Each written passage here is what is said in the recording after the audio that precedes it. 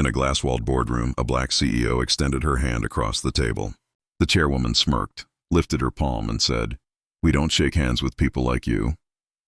The room went silent. Then a few uneasy laughs broke the air. Cameras from the investor live stream caught everything. The smirk, the dismissal, the quiet humiliation. But what no one in that room knew was this.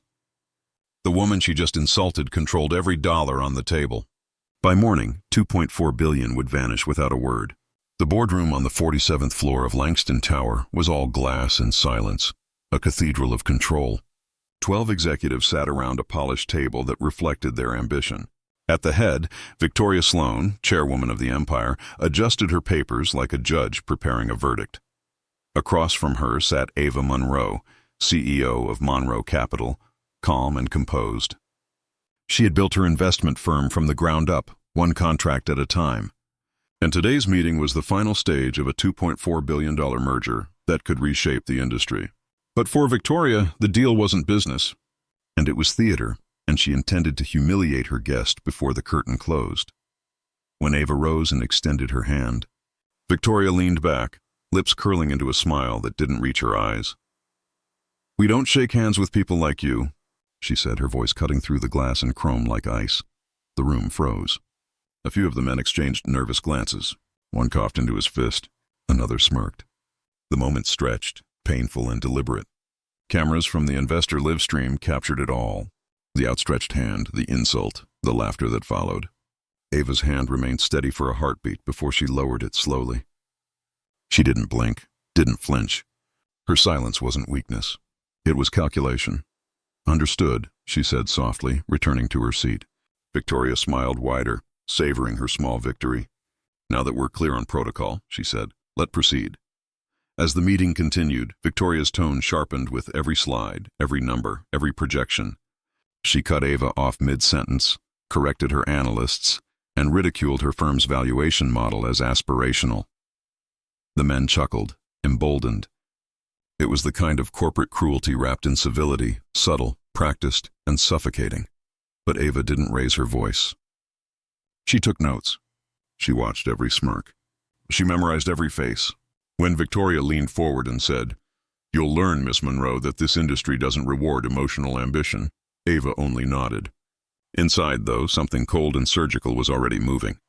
At 3:17 p.m., during a short recess, Ava stepped into the hallway and dialed one number. Her voice was low, measured. "Execute Clause 8.3, effective immediately."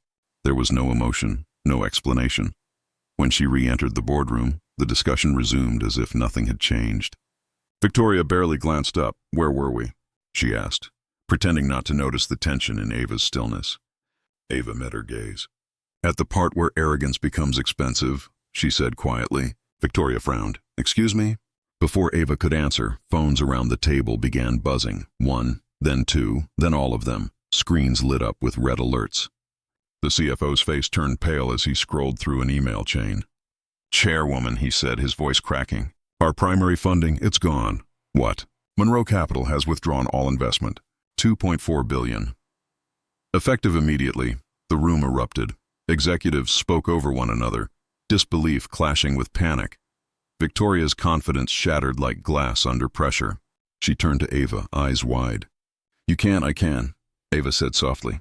"Clause 83 was signed by your own legal team. It allows immediate withdrawal if any act of misconduct is documented during negotiations. And since this meeting is live-reamed," her gaze shifted to the corner camera, the one still recording. "You've provided all the documentation I need." Victoria's mouth opened, but no words came. Her face flushed red, then drained to white. "Do you have any idea what you've done?" "Yes," Ava replied. "I've protected my capital from contamination," executives whispered frantically. One tried to call the PR department.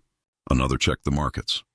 The stock ticker on the wall began to tremble, numbers sliding downward in real time. Within minutes, headlines broke across financial networks. Monroe Capital withdraws $2.4 billion. Sloan Industries in crisis. Victoria gripped the edge of the table. "We can fix this. We can renegotiate," Ava stood. "There's nothing to fix. This isn't a negotiation. It's a consequence." Her tone was calm, quieter than the storm now roaring outside the windows.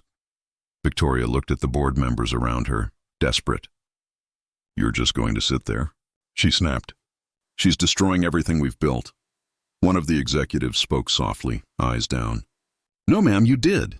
Ava gathered her portfolio. For future reference, she said. Respect is cheaper than recovery. Then she turned to the door, but before she left, she paused beside Victoria. The chairwoman was still standing, frozen in disbelief. Ava's voice dropped low enough for only her to hear.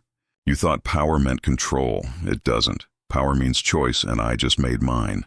As Ava walked out, cameras caught the reflection of her calm face against the glass. A woman leaving the boardroom she no longer needed. Behind her, the empire unraveled in real time. The markets plunged. Banks called in guarantees. By evening, Sloan Industries' valuation had collapsed by 38%. Investors fled like smoke through broken glass. By midnight, Victoria's face was all over the news. The woman who lost billions with a single sentence. Ava never gave an interview. She issued one short statement. Partnerships end when respect does. The next morning, the financial press called it the handshake collapse. Business schools dissected it for years. But in quiet offices and boardrooms across the world, women who had once been dismissed replayed that clip and whispered her name like a warning. Because sometimes power doesn't roar. Sometimes it simply stops shaking hands. If you believe respect can't be bought, prove it. Like this video, share it everywhere, and tell us in the comments where you're watching from and what moment hit you deepest. Subscribe to Silent Stories today and turn on notifications so you never miss stories that expose arrogance and celebrate unstoppable dignity.